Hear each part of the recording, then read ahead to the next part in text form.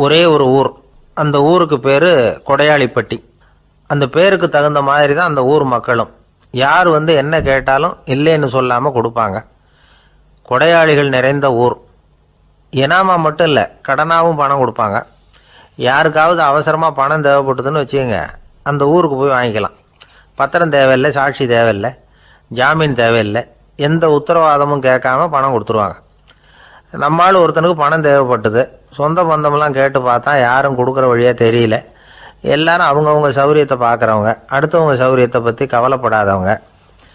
இவன் எல்லாரையும் கேட்டு பார்த்துட்டு சோர்ந்து போய் உக்காந்துட்டான். அந்த நேரம் தான் கொடையாளிப்பட்டியை பற்றி கேள்விப்பட்டான். அப்படி ஒரு ஊர் இருக்கிறது தெரிஞ்சதும் அந்த ஊருக்கு வழி கேட்டுக்கிட்டு ஒரு நாள் புறப்பட்டு போனான்.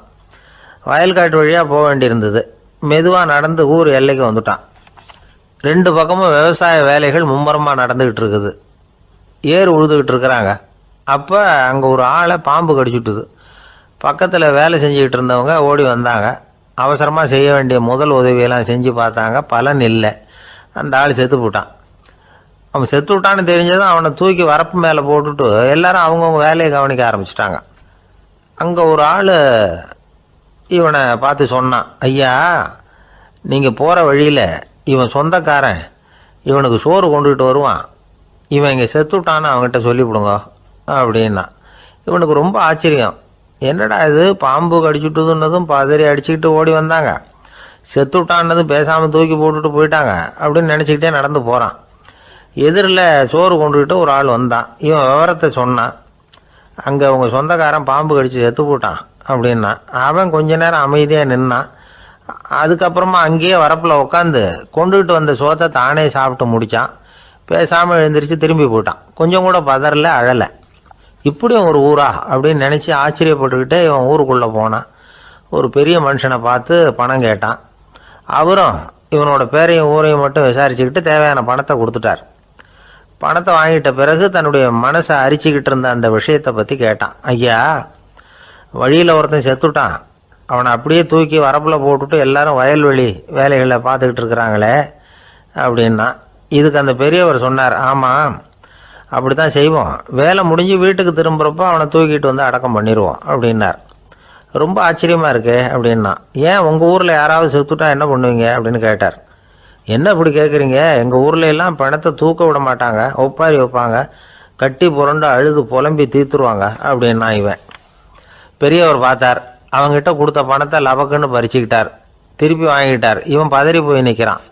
அவர் சொன்னார், பணத்தையே விட மாட்டேன்னு கட்டுப்பிடிச்சி அழுதா நான் கொடுத்த பணத்தை மட்டும் எப்படி திருப்பி கொடுக்க போகிறேன், போயிட்டு வா அப்படின்னு விரட்டி விட்டாரான்.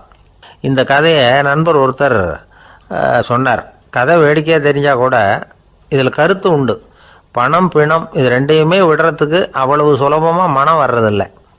இந்த ரெண்டு விஷயங்கள்லேயும் அறிவார்ந்த செயல்பாடு தேவை. ஒரு பேருந்து மரத்தில் மோதி விட்டுது. எல்லாரும் அடிபட்டு முனைகிட்டு கிடக்கிறாங்க. டிரைவர், கண்டக்டர் இவங்களுக்கும் அடி. அவங்களும் ஒரு பக்கம் கிடக்கிறாங்க. ஒரு மூலையில் கிடக்கிற ஒருத்தன் மெதுவாக முக்கி முனகி கண்டக்டர்னு சத்தம் போடுறான். கண்டக்டர் மெதுவாக நகர்ந்து அவங்ககிட்ட போய் என்னன்னு விசாரிக்கிறார். அவன் ரொம்ப சிரமப்பட்டு வாயை திறந்து ஒரு 15 காசு சில்லற பாக்கி அப்படின்னானான். ஒரு பெரிய காடு. அந்த காட்டுக்கு மத்தியில் ஒரு ஆசிரமம். அங்கே ஒரு முனிவர் இருந்தார். பல இடங்கள்லேருந்து வர்ற குழந்தைகளுக்கு அவர் பாடம் சொல்லி கொடுத்துக்கிட்டு இருக்கிறார். ஏழை பணக்காரர் அப்படிங்கிற வித்தியாசம்லாம் கிடையாதுங்க. எல்லாரும் அவர்கிட்ட தங்கள் பிள்ளைகளை அனுப்பி வச்சாங்க. மன்னர்களுடைய பிள்ளைங்க கூட அங்கே அவர்கிட்ட தான் படிக்கிறதுக்கு வருவாங்க. ஆனால் அந்த முனிவரை பொறுத்த வரைக்கும் எல்லா பிள்ளைங்களும் ஒன்று தான். இது யார் வீட்டு பிள்ளைன்னெல்லாம் பார்க்க மாட்டார். எல்லாரும் சமம். மாணவர்கள்லாம் அங்கேயே மாத கணக்கில் வருஷ கணக்கில் தங்கியிருந்து பாடம் கற்றுக்கிட்டு போகிறது வழக்கம். அவராக பார்த்து போன்னு சொல்கிற வரைக்கும் அங்கேயே இருக்கணும், படிக்கணும். குருகுல வாசம். ஒரு சமயம் ஒரு ராஜகுமாரனும் அவர்கிட்ட படிச்சுக்கிட்டு இருந்தான். அவனுக்கு ஒரு 15 வயசு இருக்கும். சில வருஷம் கழித்து அந்த முனிவர் தன்கிட்ட இருக்கிற மாணவர்களுக்கெல்லாம் பரீட்சை வச்சார். அவங்களுடைய அறிவு முதிர்ச்சியை கணிக்கிறதுக்காக பல சோதனைகள்லாம் வச்சார். ஒவ்வொருத்தராக பார்த்து இனிமேல் நீங்கள் உங்கள் வீட்டுக்கு போகலாம் அப்படின்னு சொல்லி அனுப்பி வச்சுக்கிட்டு இருக்கிறார். எல்லாரும் போயிட்டாங்க. கடைசியாக மிஞ்சி இருந்தது ஒரே ஒரு மாணவன். அவனை மட்டும் வீட்டுக்கு அனுப்பலை. யார் அந்த பையன் தெரியுமா? அவன்தான் அந்த ராஜகுமாரன். ராஜகுமாரனுடைய தந்தைக்கு, அதுதான் இந்த ராஜாவுக்கு, அங்கே வயசு ஏறிக்கிட்டே போகுது. என்ன இது படிக்க போன பையன் இன்னும் திரும்பி வரலையே அப்படின்னு நினச்சார். வந்துட்டா சீக்கிரமாக அவனுக்கு பட்டம் கட்டிவிட்டு நாம் விலகிக்கலாமே அப்படின்னு நினச்சார். கல்யாணம் வேறு பண்ணி பார்க்கணும் பையனுக்கு. ஆனால் பையன் வர்ற வழியை காணும். ராஜா பார்த்தார். சரி, நேர்லேயே போய் என்னன்னு தெரிஞ்சுட்டு வந்துடுவோம் அப்படின்னு காட்டுக்கு புறப்பட்டார். அங்கே போய் முனிவரை பார்த்தார். முனிவர் இவரை அன்பாக வரவேற்று உட்கார வச்சார். அதுக்கப்புறம் ராஜா மெதுவா, எல்லாரையும் வீட்டுக்கு அனுப்பி வச்சுட்டிங்களாமே, ஏன் பிள்ளைய மட்டும் அப்படின்னு சொல்லி மெதுவாக இழுத்தார். முனிவர் இதுக்கு உடனே பதில் சொல்லலை. ராஜாவை கூப்பிட்டுட்டு போய் விருந்தினர் குடிசையில் தங்க வச்சார். அதுக்கப்புறம் சொன்னார், உங்கள் மகன் எல்லா பாடங்கள்லேயும் முதல் இடம் வாங்கியிருக்கான். இப்படி முதலாவதாக வர்ற மாணவனுக்கு நாங்கள் இன்னொரு தேர்வு வைக்கிறது வழக்கம். அதுலேயும் அவன் முதலாவதாக வந்துட்டான்னா அவன் ஒரு பெரிய வித்வான் அப்படிங்கிற கௌரவத்தை அடைஞ்சிருவான் அப்படின்னார். அதாவது முனிவர் அப்படி சொல்கிறார். அப்படி சொல்லிவிட்டு போயிட்டார் அவர். ராஜா அங்கேயே தங்கிட்டார். ராத்திரி படுத்து தூங்கினார். காலையில் எழுந்திரிச்சு அந்த குடிசைக்கு வெளியில் வந்தார் பல்லு விளக்கிறதுக்காக. அந்த சமயத்தில் தூரத்தில் ஒருத்தன் ஒரு கையில் கோடாலியை வச்சுக்கிட்டு தலையில் ஒரு பெரிய விறகு கட்டை சுமந்துக்கிட்டு வந்துக்கிட்டு இருக்கிறது மாதிரி தெரிஞ்சுது. யாராவது விறகு வெட்டியாக இருக்கும் அப்படின்னு நினச்சார் ராஜா. கிட்ட வந்ததும் உத்து பார்க்குறாரு. பார்த்தா அது தன்னோட புள்ள. திகைச்சு போயிட்டார். என்ன இது, ஒரு ராஜகுமாரனை கூட இது மாதிரி வேலையெல்லாம் செய்ய சொல்கிறாங்களே அப்படின்னு நினச்சார். ராஜகுமாரன் விறகு கட்டை கொண்டுகிட்டு போய் கொல்லை பக்கம் வச்சான். அந்த சமயம் முனிவர் அங்கே வந்தார். என்ன மகனே, விறகு வெட்டிட்டு வந்துட்டியா? சரி, இப்போ ஒரு துடைப்பத்தை எடுத்துக்கோ, விருந்தினர் குடிசையின் வாசல் பக்கத்தை கூட்டி பெருக்கி சுத்தம் பண்ணு போ அப்படின்னார். அப்படியே செய்கிறேன் குருவே அப்படின்னு சொல்லிவிட்டு போனான். சுத்தம் பண்ண ஆரம்பிச்சிட்டான். ராஜா பார்த்தார் இதை. உடனே ஓடியாந்தார். மகனே, என்ன காரியம் பண்ணுற? துடைப்பத்தை கீழே போடுனார். இப்போ அந்த ராஜகுமாரன் சொல்கிறான், தந்தையே, இது என்னுடைய குருதேவரோட உத்தரவு. இங்கே நான் ஒரு மாணவன். இங்கே அரசனும் ஒன்று தான், ஆண்டியும் ஒன்று தான். குருதேவர் சொல்கிறத மறுக்காமல் செய்கிறது தான் எங்கள் கடமை அப்படின்னா. இந்த சமயம் முனிவர் அங்கே வந்தார். இவனை முதுகில் தட்டி கொடுத்தார். அப்புறம் ராஜா கிட்ட சொன்னார், அரசே, உங்கள் புள்ள எங்கள் கடைசி தேர்வுலையும் வெற்றி பெற்றுட்டான். பணிவு தான் மாணவர்களின் மிக உயர்ந்த குணம். குருநாதர் சொல்கிறது மனசுக்கு பிடிக்கலன்னா கூட மறுக்காமல் செய்யணும். அப்படி செய்கிறதுனால எதை செய்யலாம் எதை செய்யக்கூடாது அப்படிங்கிற விவேகம் அவங்களுக்கு வந்துடும். செய்யக்கூடாததை கூட பெரியவங்க சொல்லிவிட்டா செஞ்சு தான் ஆகணும் அப்படிங்கிற பணிவு அவங்களுக்கு வந்துடும். இந்த குணம் வந்துட்டுதுன்னா அவங்க எத்தனை கடினமான வேலையாக இருந்தால் கூட ரொம்ப சுலபமாக செஞ்சு முடிச்சிருவாங்க. தூக்கத்திலேயும் அப்புறம் துக்கத்திலேயும் தோண்டு போட மாட்டாங்க. இந்த பணிவும் விவேகமும் அவங்கக்கிட்ட மன உறுதியை ஏற்படுத்தும். அந்த உறுதி உங்கள் பையனுக்கு வந்தாச்சு. இனிமேல் அவனை நீங்கள் அழைச்சிட்டு போகலாம். அவன் நிச்சயமாக பேரும் புகழும் பெறுவான் அப்படின்னார். ராஜா அவரை பார்த்து, குருதேவா, புரிஞ்சுக்கிட்டேன், என்னை மன்னிக்கணும் அப்படின்னாரு. அதுக்கப்புறம் மகனை அழைச்சிக்கிட்டு நாட்டுக்கு திரும்பி வந்துட்டார். இந்த கதையை இன்று ஒரு தகவலில் சொல்லுங்கள் சார், உங்கள் நிகழ்ச்சியில் சொல்லுங்கள் சார் அப்படின்னு சொல்லி மாணவர்கள் கேட்டால் பணிவாக இருக்கிறது எப்படி அப்படிங்கிறத புரிஞ்சுக்குவாங்க அப்படின்னு சொன்னார் ஒருத்தர். சரி, சொல்லுவோம். அதுக்கு முன்னாடி நேர்லேயே ஒரு பையன்கிட்ட சொல்லி பார்க்கலாமே அப்படின்னு தோணுச்சு. உடனே ஒரு பையனை கூப்பிட்டோம். ஏன்பா, உங்கள் வாத்தியார் உனக்கு இது மாதிரி ஒரு பரீட்சை வச்சா என்ன பண்ணுவேன் அப்படின்னு கேட்டோம். நானும் அப்படி தான் சார் நடந்துக்குவேன். விறகு வெட்டுவேன், தொடப்பத்தினால கூட்டி சுத்தம் பண்ணுவேன், உடனே செஞ்சு முடிச்சிருவேன் சார் அப்படின்னா. பலே பரவாயில்லையே அப்படின்னோம். ஆமாம் சார், அப்படி செஞ்சால் தானே வீட்டுக்கு அனுப்புவார், இல்லைன்னா இன்னொரு வருஷம் இங்கேயே இருந்து படின்னு சொல்லி விடுவார், அதனால் அப்படி செய்வேன் அப்படிங்கிறான் அந்த பையன். பிரிட்டிஷ் ஆட்சி நடந்துக்கிட்டு இருந்த காலம் 1920களின் கடைசி. அப்போ நடந்த ஒரு உண்மை நிகழ்ச்சி இது. ஒரு கல்யாண மாப்பிள்ளை ரயிலில் இறங்க போகிறார். அவரை வரவேற்க ஒரு ராஜ குடும்பமே காத்துக்கிட்டு இருக்குது. மங்களூர்லேருந்து இறங்குற அந்த மாப்பிள்ளை யார் தெரியுமா? ஒரு நாய். உண்மைதான், அந்த நாய்க்கு தான் கல்யாணம். சுதேசி சமஸ்தானத்து மன்னர்களில் ஒருத்தர் ஜூனாகட் மகாராஜா. அவரோட வளர்ப்பு நாய் ரோஷனாரா. அதுக்கு கல்யாணம் பண்ணி வைக்கணும்னு ஆசைப்பட்டார். மாப்பிள்ளை தேடினார். மங்களூர் மகாராஜாவோட வளர்ப்பு நாய் ஒன்று இருந்தது, பேர் பாபி. இது ரெண்டுக்கும் கல்யாணம் நடத்த முடிவு பண்ணார். திருமணத்துக்கு வேண்டிய எல்லா ஏற்பாடுகளையும் பண்ணுங்க அப்படின்னு உத்தரவு போட்டார். ஆயிரக்கணக்கான அழைப்புதழ்கள், பல சமஸ்தான மன்னர்கள், ஜமீன்தார்கள், பிரிட்டிஷ் அதிகாரிகள், பெரிய பணக்காரங்க, இப்படி நிறைய பேருக்கு அழைப்புதழ்கள் அனுப்பி வச்சாங்க. பத்திரிகையை பார்த்தவங்கெல்லாம் திகைச்சு போயிட்டாங்களாம். இருந்தாலும் என்ன பண்ணுறது, ராஜாவே அழைக்கிறார், போகாமல் இருக்க முடியுமா? அந்த சமயத்தில் நாட்டின் கவர்னர் ஜெனரலாக இருந்தவர் இர்வின் பிரபு, அவருக்கும் ஒரு பத்திரிக்கை போயிருக்குது. வாங்கி பார்த்ததும் அவருக்கு பயங்கர எரிச்சல். உடனே குப்பை தொட்டியில் போட்டுவிட்டாராம். மாட்சிமை தங்கிய பிரிட்டன் சக்கரவர்த்தியின் பிரதிநிதியான தன்னை கேவலம் ஒரு நாயின் திருமணத்துக்காக அழைக்கிறதா அப்படின்னு அவருக்கு ஆத்திரம். இருந்தாலும் கல்யாணம் பிரமாதமாக நடந்துதான். கல்யாணத்தன்னைக்கு பொண்ணுக்கு ஸ்பெஷல் குளியல், தண்ணீருக்கு பதிலாக வாசனை திரவியங்கள், பன்னீர், குளித்ததுக்கு அப்புறம் அலங்காரம், வைர மாலை, முத்து மாலை, ஏகப்பட்ட அலங்காரம். மாப்பிள்ளையை அழைக்கிறதுக்கு ரயில்வே ஸ்டேஷனில் ராஜ குடும்பமே காத்துக்கிட்டு இருக்குது. அவங்களோட வளர்ப்பு நாய்கள் 250. அத்தனை நாய்களுக்கும் பட்டு துணி போத்தி இருக்குது. முத்து வடங்கள் அணிவிச்சிருக்கிறாங்க. எல்லாம் ராஜ நாய்கள். அதுகளையும் வீதியில் நடக்க விடலையாம். அதுகளை சுமந்துக்கிட்டு போக அலங்கரிக்கப்பட்ட யானைகள் காத்துக்கிட்டு இருக்குதான். மாப்பிள்ளைக்கு வரவேற்பு எப்படி தெரியுமா? அது நடந்து வர்ற பாதை பூரா ரத்தன கம்பளம் விரிச்சிருக்குது. 2 பக்கமும் ராஜாங்க அதிகாரிகள் கைகட்டி நிற்கிறாங்க. அரசு படை வீரர்கள் அணிவகுப்பு மரியாதை செலுத்துகிறாங்க. அந்த நாய் ராஜ மரியாதையோடு நடந்து வருது. நகையெல்லாம் போட்டுக்கிட்டு வருது. திருமண மண்டபத்துக்கு சேருது. அங்கே கல்யாணம் அமோகமாக நடக்குது.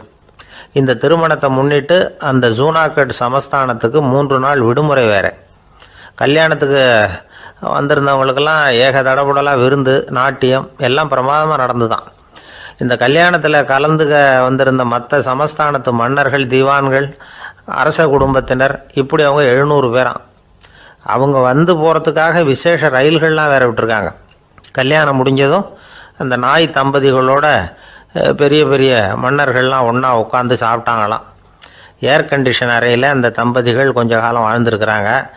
கொஞ்ச நாளில் மாப்பிள்ளைக்கு மரியாதை குறைய ஆரம்பிச்சுட்டுது. வெளியில் துரத்தி விட்டாங்களாம். அந்த பெண் நாய் மட்டும் ராஜ போகங்களை அனுபவித்து வந்து தான். இந்த கல்யாணத்தை பார்த்துட்டு தொடர்ந்து மற்ற சமஸ்தானத்து மன்னர்களும் நாய் திருமணங்கள் நடத்த ஆரம்பிச்சுட்டாங்களாம். இது உண்மையில் நடந்திருக்குது. இப்படி அது இருக்கட்டும். இப்போ நம்ம கதைக்கு வருவோம். ஒரு ராஜாவுக்கு ரொம்ப நாள் கழித்து ஒரு குழந்தை பிறந்து தான். அரண்மனை ஜோசியரை கூப்பிட்ருக்கார் ராஜா. ஜோசியரே, என் மகன் வருங்காலத்தில் சிறந்த வாழ் வீரனாக வரணும்னு ஆசைப்படுறேன், வருவானாங்கிறத கொஞ்சம் பார்த்து சொல்லுங்களேன் அப்படின்னாராம். ஜோசியர் சொன்னார், மன்னா, உங்கள் புள்ள வாழ் வீரனாக வர்றது கஷ்டம். ஆனால் அவரும் உங்களை மாதிரியே நாய்க்குட்டிகள் பேரில் பிரியமாக இருப்பார், அதுகளுக்கு கல்யாணமும் பண்ணி வைப்பார் அப்படின்னாராம். அது எப்படி கண்டுபிடிச்சிங்க அப்படின்னு கேட்டிருக்கார் ராஜா. அரசே, உங்கள் பிள்ளைக்கு வாழ் மேலே உள்ள பிரியத்தை காட்டிலும் நாய் மேலே உள்ள பிரியம் அதிகங்கிறதுக்கான அறிகுறி இப்போவே தெரியுது. நல்லா கவனித்து பாருங்க. அவர் வாழ்ன்னு கத்துறாரு அப்படின்னாரு. கவனித்து பார்த்துட்டு அப்படி எனக்கு காதில் விழலையே அப்படின்னாராம் மன்னர். அதனால தான் சொன்னேன், அவர் கத்துறது வாழ்ன்னு கத்தலை, வள்ளுன்னு கத்திக்கிட்டு இருக்கார், அதனால தான் அப்படி சொன்னேன் அப்படின்னாராம் அரண்மனை ஜோசியர். உங்கள் பையன் எப்படி சார் இருக்கான் அப்படின்னு விசாரித்தார் ஒருத்தர்.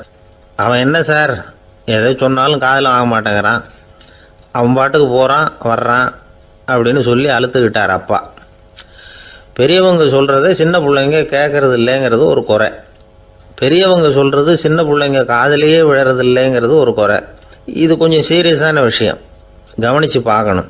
ஒரு குழந்தைக்கு காது சரியாக கேட்குதா இல்லையா அப்படிங்கிறத நாம் தான் கவனித்து பார்த்து கண்டுபிடிக்கணும். அதுவாக நம்மக்கிட்ட தவழ்ந்து அப்பா எனக்கு காது கேட்கல, அழைச்சிட்டு போங்க டாக்டர்கிட்ட அப்படின்னுலாம் சொல்லிகிட்டு இருக்காது. அது சரி, ஒரு குழந்தைக்கு காது சரிவர கேட்குதா இல்லையா அப்படிங்கிறத முன்கூட்டியே நாம் தெரிஞ்சுக்கிறது எப்படி? அதுக்கு சில வழி இருக்குது. உங்கள் குழந்தைய கொஞ்சம் அப்படி கவனித்து பாருங்கள். அடிக்கடி ஜலதோஷம், காதில் அரிப்பு ஏற்படுதா, மூக்கு விரிவாகவும், அப்புறம் டான்சில், அடினாய்டு, சத அழற்சி, இது மாதிரி ஏதாவது இருக்கா, வாயிலிருந்து எச்சில் ஒழுகுதா, குழந்தை வாயினால் சுவாசிக்குதா, பற்கள் முன்னாடி தள்ளி வளருதா, இதெல்லாம் அதுக்கு அறிகுறி. அப்புறம் இந்த VBDF TH இப்படி இந்த ஒலிகள் சேர்ந்த வார்த்தைகளை குழந்தை சரியாக புரிஞ்சுக்காது. இப்போ உதாரணத்துக்கு பட்டுன்னு சொல்லு குழந்தை அப்படின்னீங்கன்னா அது வந்து கட்டுன்னு சொல்லும். அதாவது பட்டு சவுண்டை அதால் புரிஞ்சிக்க முடியல. அப்புறம் உங்கள் குழந்தை வந்து உங்களை உறக்க பேச சொல்கிறானா, அடிக்கடி கேள்வி கேட்குறானா, சாப்பிட்றப்போ கவனம் இல்லாமல் இருக்கானா, படிப்பில் போதுமான முன்னேற்றம் இல்லையா, வகுப்பில் சரியாக கவனிக்கிறது இல்லையா, இப்படிலாம் இருந்தால் ஆரம்பத்திலேயே டாக்டர்கிட்ட அழைச்சிட்டு போய் சிகிச்சையை வந்து ஆரம்பிச்சுடலாம், குணப்படுத்தி விடலாம். குழந்தைக்கு காது சரியாக கேட்கலன்னா நீங்கள் செய்ய வேண்டியது என்ன தெரியுமா? அவனுக்கு காது கேட்கலேங்கிறதுக்காக அவன் முன்னாடி சத்தம் போட்டு பேசக்கூடாது.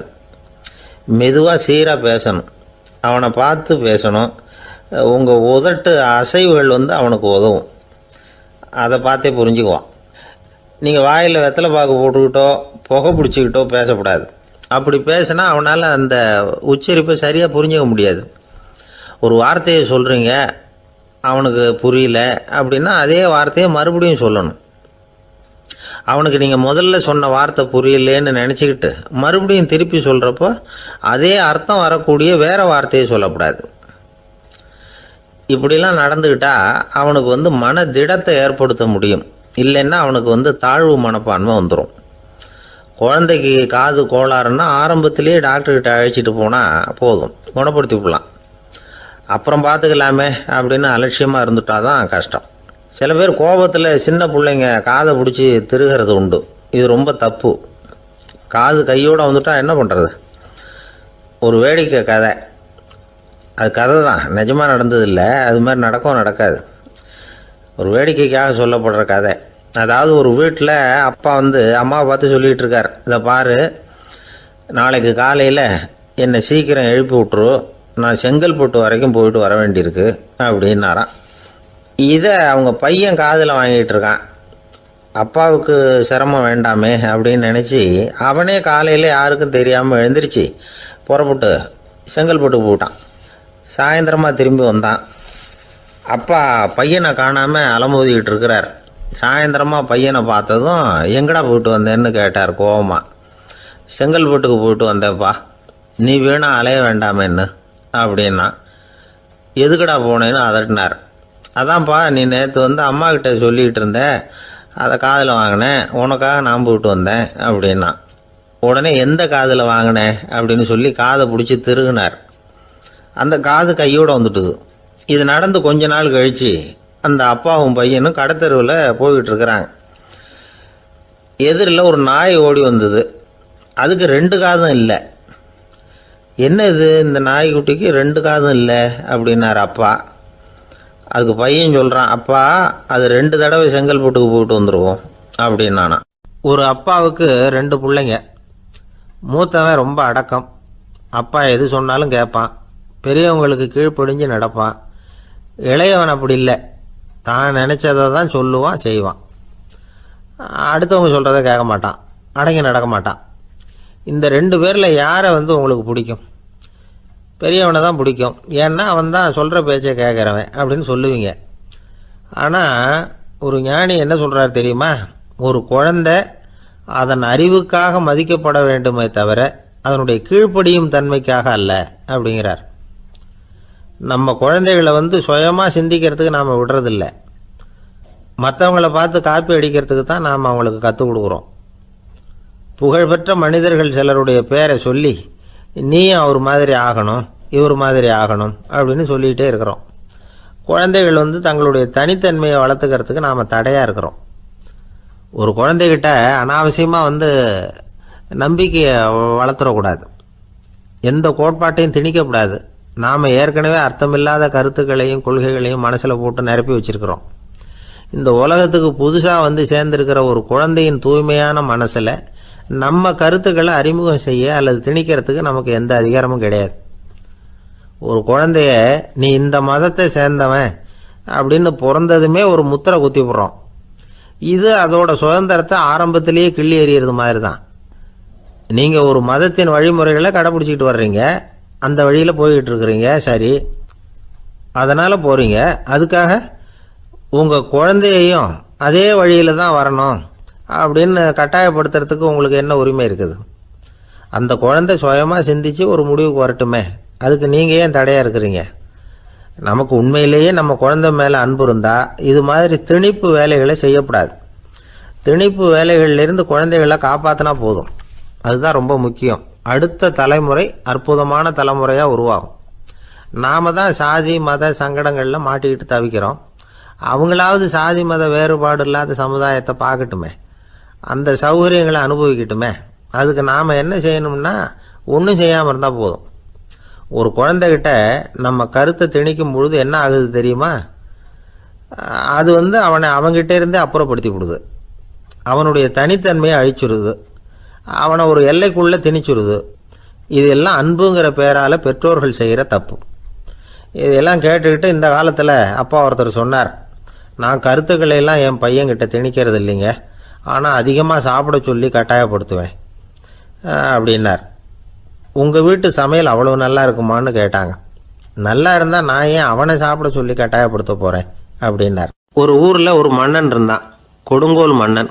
நிறைய தொந்தரவு பண்ணிக்கிட்டு இருந்தான். அவன் ஒரு தடவை என்ன பண்ணான் தெரியுமா? ஒரு தப்பும் பண்ணாத ஒரு இளைஞனை பிடிச்சி ஜெயிலில் அடைச்சுட்டான். அந்த பையனோட சொந்தக்காரங்கள்லாம் ராஜா கிட்ட போனாங்க. அவன் ஒரு தவறும் பண்ணலை, அவனை விடுதலை பண்ணுங்க அப்படின்னு கெஞ்சி கேட்டுக்கிட்டாங்க. மன்னன் யோசனை பண்ணான். அந்த இளைஞனை கூப்பிட்டுக்கிட்டு வர சொன்னான். அவனை கொண்டாந்து ராஜா முன்னாடி நிறுத்தினாங்க. இதை பாருப்பா, உன்னை நான் விடுதலை பண்ணுவேன், ஆனால் ஒரு கண்டிஷன். அந்த நிபந்தனையை நீ நிறைவேற்றினா உனக்கு விடுதலை அப்படின்னா மன்னன். சரின்னு ஒத்துக்கிட்டான் பையன். மன்னன் கண்டிஷன் என்னங்கிறத சொன்னான். உங்ககிட்ட ஒரு செம்மறி ஆட்டை கொடுக்க போகிறேன். 1 மாதத்துக்கு அதுக்கு தேவையான தீனியையும் கொடுக்க போகிறேன். 1 மாதம் கழித்து அந்த ஆட்டை எடை போட்டு பார்ப்பேன். அந்த ஆட்டின் எடை கொஞ்சம் கூட கூடி இருக்கக்கூடாது. எடை கூடி இருந்தால் உனக்கு விடுதலை கிடையாது. என்ன சொல்கிற அப்படின்னா. பையனுக்கு ஒன்றும் புரியல, பயமாக போயிட்டுது. குழம்பிக்கிட்டே நின்றுக்கிட்டு இருக்கிறான். சரி, ஒரு நாள் டைம் தரேன், நல்லா யோசனை பண்ணி பார்த்துட்டு நாளைக்கு உன் முடிவை சொல்லு அப்படின்னா மன்னன். பையன் கவலையோடு வெளியில் வந்தான். அங்கே ஒரு பெரியவர் நின்றுக்கிட்டு இருந்தார். அவர்கிட்ட விஷயத்தை சொன்னான். அந்த பெரியவர் இந்த பையனுக்கு காதோட காதாக ஒரு வழியை சொல்லி கொடுத்தார். அதை கேட்டதும் பையன் மறுபடியும் மன்னன் முன்னாடி நின்னா, உங்கள் நிபந்தனையை ஏற்றுக்கிறேன்னு சொன்னான். மன்னன் ஒரு ஆட்டுக்குட்டியையும் அதுக்கு 1 மாதத்துக்கு தேவைப்படுற தீவனத்தையும் கொடுக்கும்படியாக உத்தரவு போட்டான். கொடுத்தாங்க, ஓடிட்டு போயிட்டான். 1 மாதம் தினமும் தவறாமல் அந்த தீவனத்தை ஆட்டுக்குட்டிக்கு போட்டுக்கிட்டு இருக்கிறான். 1 மாதம் கழித்து அந்த ஆட்டை அரண்மனைக்கு ஓட்டிகிட்டு போனான். மன்னன் அதை எடை போட்டு பார்க்குறான். எடை கூடவே இல்லை, அப்படியே தான் இருக்குது. உடனே போட்ட நிபந்தனைப்படி அந்த இளைஞனை விடுதலை பண்ணிவிட்டான். சரி, ஆட்டுக்கு எடை கூடாமல் இருக்கிறதுக்கு அந்த பெரியவர் சொல்லி கொடுத்த யோசனை என்ன அப்படின்னா, அது வேற ஒன்றும் இல்லை. அந்த ஆட்டுக்கு எதிரில் அது கண்ணில் படுற மாதிரி ஒரு ஓநாயை கட்டி போட சொன்னார். அவ்வளவுதான். ஆட்டுக்கு ஓநாய்ங்கிறது பிறவி பகை. ஓநாயை பார்த்தா ஆடு நடுங்க ஆரம்பிச்சிடும், அவ்வளவு பயம். தினமும் அந்த ஆடு பயந்துக்கிட்டே தேனி சாப்பிட்டுது, எடை கூடல. அதுதான் ரகசியம். இது சின்ன பிள்ளைங்களுக்கான ஒரு கதை. இதிலேருந்து தெரிஞ்சிக்க வேண்டிய உண்மை என்னென்னா, நாமெல்லாம் சாப்பிட்றப்ப மனசும் உடம்பும் அமைதியாக இருக்கணும். அப்போ தான் அது உடம்புல ஒட்டும். அவசரத்துலேயும் பயத்துலையும் சாப்பிட்டா அது சரியாக ஜீரணமாகாது. இன்னொரு ராஜா இருந்தார். அவரும் ஒரு இளைஞனை ஜெயிலில் அடைச்சி விட்டார். விடுதலை பண்ணணும்னா ஒரு கண்டிஷன்னார். என்னன்னு கேட்டான். ஒரு ஆட்டுக்குட்டியை அவன் முன்னாடி கொண்டாந்து நிறுத்துவேன், நீ அதுக்கிட்ட ஒரு கேள்வி கேட்கணும், அதுக்கு சரியான பதிலை சொல்லணும். அப்படி செஞ்சுட்டா உனக்கு விடுதலைன்னார். இளைஞன் யோசனை பண்ணி பார்த்தான். சரின்னு ஒத்துக்கிட்டான். அது பிரகாரமே ஆட்டுக்குட்டியை பதில் சொல்ல வச்சுட்டான். என்ன நடந்தது தெரியுமா? ஆட்டுக்குட்டியை கொண்டாந்து நிறுத்தினாங்க. இவன் மெதுவாக அதுக்கிட்ட போனான். அது காதுகிட்ட போய் ஏப்ரலுக்கு அடுத்த மாதம் என்ன மாதம்னு கேட்டான். அது உடனே மேன்னு கத்திச்சு. இவன் விடுதலை ஆகிட்டான். ஆந்திர நாட்டில் ஒரு அரசர் இருந்தார். அந்த அரசர்கிட்ட ஒரு அமைச்சர் இருந்தார். அந்த அமைச்சர் பேர் ராயண பாஸ்கர். அவர் ஒரு பெரிய அறிவாளி. அது மட்டும் இல்லை, மிகச்சிறந்த கொடையாளி. யார் எது கேட்டாலும் இல்லைன்னு சொல்ல மாட்டாராம். அதன் காரணமாகவே அவர்கிட்ட இருந்த செல்வம் நாளுக்கு நாள் குறைஞ்சிக்கிட்டே வந்துட்டு தான். கடைசியில் குடும்பத்துக்குன்னு எதுவும் வைக்காமலே அவர் போய் சேர்ந்துட்டார். மகனும் இறந்துட்டார். அந்த குடும்பத்தில் மிஞ்சி இருந்தது அவருடைய மருமகள், ஒரு பேரன், அவ்வளவுதான். இருந்த ஒரே சொத்து பழுதடைஞ்ச ஒரு வீடு. அந்த அம்மா மற்ற வீடுகளில் வேலை செஞ்சு தன்னுடைய பிள்ளைய படிக்க வச்சுக்கிட்டு வராங்க. அந்த புள்ள ஒரு பெரிய வள்ளலுடைய பேரன்கிறது அந்த பள்ளி வாத்தியார்களுக்கும் தெரியும். அதனால் அவங்களும் இவங்ககிட்ட கொஞ்சம் அன்பாகவும் அக்கறையாகவும் பழகி பாடம் சொல்லி கொடுத்துக்கிட்டு இருக்கிறாங்க. ஒரு நாள் ஒரு புகழ்பெற்ற கவிஞர் ஒருத்தர் அந்த பள்ளிக்கூடத்துக்கு வந்திருக்கிறார். ஆசிரியர்கள்கிட்ட பேசிக்கிட்டு இருந்தப்போ ஒரு செய்தியை சொன்னாராம். ராயண பாஸ்கருங்கிற வள்ளல் எனக்கு நிறைய உதவிகள் செஞ்சிருக்கார். என்னை பாராட்டி பரிசுகள்லாம் கொடுத்துருக்கிறார். அந்த வள்ளல் வாழ்ந்த கிராமத்தை பார்க்கணுங்கிறதுக்காக தான் இப்போ இங்கே வந்திருக்கிறேன் அப்படின்னாராம். ஆசிரியர் உடனே இந்த பையனை கூப்பிட்டு, இதை பாருங்கள், இவன் யார் தெரியுமா, நீங்கள் குறிப்பிடுகிற அந்த வள்ளலின் பேரன் அப்படின்னு அறிமுகப்படுத்தினாராம். கவிஞரின் கண்களில் ஆனந்த கண்ணீர். அந்த பரவச நிலையிலேயே அந்த வள்ளலை பற்றி கவி பாட ஆரம்பிச்சுட்டாராம். இந்த சின்ன பையன் அதை கேட்டிருக்கிறான். உடனே என்ன பண்ணான் தெரியுமோ, தன் கையில் அணிஞ்சிருந்த ஒரு பொன் வளையலை கழட்டி அந்த கவிஞருக்கு பரிசாக கொடுத்துட்டானான். எல்லாருக்கும் ஆச்சரியம். தாத்தா இருக்கும் நிலையில் கொடுத்தார், பேரன் இல்லாத நிலையிலையும் கொடுக்குறான். பையனை எல்லாரும் பாராட்டினாங்களாம். இருந்தாலும் அவனுக்குள்ள ஒரு பயம் எதுவும் ஆரம்பமாச்சு. பள்ளிக்கூடம் விட்டு வீட்டுக்கு வரும்பொழுது அந்த பயம் இன்னும் அதிகமாயிட்டுது. அம்மா என்ன சொல்லுவாங்களோ தெரியலையே, ஏதோ திடீர்னு தோணிச்சு வளையல கட்டி கொடுக்கணும்னு கொடுத்துட்டோம். குடும்பம் இருக்கிற நிலையில் இப்படி நான் செஞ்சது தப்பா, வீட்டு செலவுக்கே அம்மா எவ்வளவு கஷ்டப்படுறாங்க, வீட்டுக்கு போனதும் என்ன நடக்குமோ தெரியலையே அப்படின்னு நினச்சி பயந்துக்கிட்டே அவன் வீட்டுக்குள்ளே அடி எடுத்து வைக்கிறான். அம்மா கூப்பிட்டு சாப்பாடு போட்டாங்க. அவங்க கண்ணில் படக்கூடாதுங்கிறதுக்காக ஒரு கையை பின்னாடி மறைச்சிக்கிட்டே இருந்தான். அம்மா இதை கவனிச்சிட்டாங்க. ஏய், உன் கையை ஏன் அப்படி வச்சிருக்கிற, உன் கைக்கு என்னாச்சு, ஏதாவது அடிபட்டு போச்சா அப்படின்னு கேட்டுக்கிட்டே கையை எடுத்து பார்க்குறாங்க. வளையல காணலை. வளையல் எங்கே அப்படின்னு கேட்குறாங்க. இவன் தயங்கிக்கிட்டே நடந்ததை சொல்கிறான். அதை கேட்டதும் அந்த அம்மாவோட முகம் கோபத்தால் சவுந்து போச்சான். முட்டாளே, என்ன காரியம் பண்ண அப்படின்னு கன்னத்தில் அரைஞ்சிட்டாங்களாம். அம்மா, என்னை அடிக்காத, ஏதோ தெரியாமல் தப்பு பண்ணிட்டேன் அப்படின்ட்டுருக்கான். மகனே, வளையலை கொடுத்ததுக்காக நான் உன்னை அடிக்கலை அப்படிங்க, பின்ன எதுக்கு அடித்தேன்னு கேட்டிருக்கான். உன் பாட்டனார் ஒரு பெரிய வள்ளல், அவர் எதையும் பாதி வேலையை செய்யறதில்ல, அவருடைய பேரை நீ அரைகுறை வேலை செஞ்சுட்டு வந்திருக்கிற அப்படின்னாங்களாம். என்னம்மா சொல்கிறேன்ருக்கான். நீ ஒரே ஒரு வளையலை மட்டும்தானே கட்டி கொடுத்துருக்குற, கொடுக்கறதா இருந்தால் ரெண்டையும் சேர்த்துல கொடுத்துருக்கணும், அதுதானே உங்கள் தாத்தாவுக்கு பெருமை அப்படின்னாங்களாம். அம்மா, தெரியாமல் இப்படி செஞ்சுட்டேன், உங்கள்கிட்டையும் அரை வாங்கிட்டேன் அப்படி இப்படின்னு அவன் சொல்லியிருக்கிறான். இப்போ அம்மா கொஞ்சம் இருங்க, அந்த கவிஞர் இன்னைக்கு நம்ம ஊரில் தான் தங்கியிருப்பார், நாளைக்கு காலையில் தான் அவர் எங்கே இருக்காருன்னு விசாரித்து இன்னொரு வளையலையும் கொடுத்துட்றேன் அப்படின்ட்டுருக்கான். மகனே, நல்ல செயல்களையெல்லாம் நாளைக்குன்னு ஒத்தி போடாத, நாளைக்கு என்ன நடக்குங்கிறது யாருக்கு தெரியும், இப்போவே போ, எங்கே இருக்காருன்னு பாரு அப்படின்ட்டுருக்காங்க. மகன் புறப்பட்டான். பள்ளி ஆசிரியர்கிட்ட போய் கேட்டானான் அந்த கவிஞர் எங்கே இருக்காருன்னு. அவர் சொன்னாராம். உடனே போய் அவர் இருக்கிற இடத்துல கதவை தட்டியிருக்கான். ராத்திரி நேரத்தில் இவனை கண்டதும் அவருக்கு ரொம்ப ஆச்சரியம். இவன் இன்னொரு கை வளையலையும் எடுத்து நீட்டியிருக்கான். அவர் திகைச்சு போய் நிற்கிறார். அவரால் என்ன பண்ணுறதுன்னே தெரியல. ஆனந்த கண்ணீர். இது பெரியவர்கள் கூற கேட்ட ஒரு வரலாறு. இன்னைக்கு இப்படிப்பட்டவங்களை பார்க்க முடியுமா? வறுமை வள்ளல் தன்மையை ஒன்று செய்து விடாதுங்கிறதுக்கு இது ஒரு உதாரணம். ஒருத்தன் இன்னொருத்தனை பார்த்து கேட்டானா, எங்கள் தாத்தா உங்கள் தாத்தாவுக்கு 100 ரூபா கடன் கொடுத்துருக்கிறார், அதை எப்போ திருப்பி கொடுக்க போகிறேன்னு. கவலைப்படாத, எங்கள் பேரன் அதை உங்கள் பேரன்ட்ட திருப்பி கொடுத்துருவான் அப்படின்னு நானான் அவன். எனக்கு வாழ்க்கையே வெறுத்து போச்சு சார் அப்படின்னு சொல்லிட்டு ஒருத்தர் வந்தார். கொஞ்ச நேரம் பேசினதுக்கு அப்புறம் அவர் அப்படி சொல்லியிருந்தா அதில் ஒரு அர்த்தம் இருந்திருக்கும். வர்றதுக்கு முன்னாடியே வாழ்க்கை வெறுத்து போச்சுன்னு சொல்லிட்டு வர்றார். என்ன சார் விஷயம்னு விசாரித்தோம். எங்கள் வீட்டில் தினம் 3 வேளையும் ஒரே மாதிரி சாப்பாடு சார், வித்தியாசமே கிடையாது. இப்படியே 3 மாதமாக சாப்பிட்டுக்கிட்டு இருக்கிறேன், அதை விட பட்டினி கிடந்து செத்துடலாம்னு தோணுது அப்படின்னார். ஒரு பெரியவர் சொன்ன தத்துவத்தை சொல்கிறதுக்கு ஆள் கிடைக்காம தவிச்சுக்கிட்டு இருந்தோம். இப்போ ஒருத்தர் கிடைச்சிட்டார், விட்டுலாமா? உடனே அவரை உட்கார வச்சு சொல்ல ஆரம்பிச்சிட்டோம். அதாவது நாம் அனுபவிக்கிற உணர்வுகளில் களிப்பு, மகிழ்வு, ஆனந்தம், இது 3க்கும் ஒன்றுக்கு ஒன்று வித்தியாசம் உண்டு. மேம்போக்காக பார்க்குறதுக்கு இது 3 ஒன்று மாதிரி தோணும், ஆனால் அது அப்படி இல்லை. களிப்புங்கிறது உடம்பை பொறுத்தது, மகிழ்வுங்கிறது மனசை பொறுத்தது, ஆனந்தம்ங்கிறது ஆன்மாவை பொறுத்தது. இப்படி இந்த 3 வகையான அந்த சுவைப்புகளின் தன்மையும் வேற வேற. இப்போ முதல்ல களிப்புங்கிறத எடுத்துக்குவோம். நம்ம புலன்களுக்கு களிப்பை தரக்கூடிய பொருள்களுக்கு சில விசேஷ குணம் உண்டு. அது எப்படின்னா, சீக்கிரமே சலிப்பை உண்டு பண்ணும். ஒருத்தர் அந்த பொருளை எடுத்துக்கிட்டா அது இன்னொருத்தருக்கு குறைஞ்சிரும். உணவு, உடை, இதெல்லாம் களிப்பை தரக்கூடிய பொருள்கள். இப்போ உதாரணத்துக்கு, ஒரு சாப்பாட்டு மேசையில் ஒரு பாத்திரத்தில் 10 இட்லி இருக்குது. அதில் ஒரு 2 இட்லியை நம்ம தட்டில் எடுத்து வச்சு சாப்பிட்றோம். நாம் சாப்பிட்ட அந்த இட்லி நிச்சயமாக எதிரில் உட்காந்துருக்கிறவருக்கு இல்லை, அவருக்கு உபயோகப்படாது. நாம் சாப்பிட்ட அதே இட்லியை அவரும் சாப்பிட முடியாது, அவர் வேற தான் எடுத்து வச்சுக்கணும். அது மாதிரி நாம் ஒரு சட்டையை எடுத்து போட்டுக்கிறோம். அதே சட்டையை அதே நேரத்தில் இன்னொருத்தர் போட்டுக்க முடியாது. புலன்களுக்கு களிப்பை தரக்கூடிய இது மாதிரி பொருள்கள்லாம் முதல் தடவை நமக்கு கொடுக்குற களிப்பை ரெண்டாவது தடவையும் கொடுக்காது. மூணாவது தடவை இன்னும் குறையும். கடைசியில் வெறுப்பாக மாறிடும். ஒவ்வொன்றா இட்லியை தொடர்ந்து சாப்பிட்றோம்னு வச்சுக்கோங்க, முதல் இட்லி தரக்கூடிய சுவையை 30வது இட்லி தராது.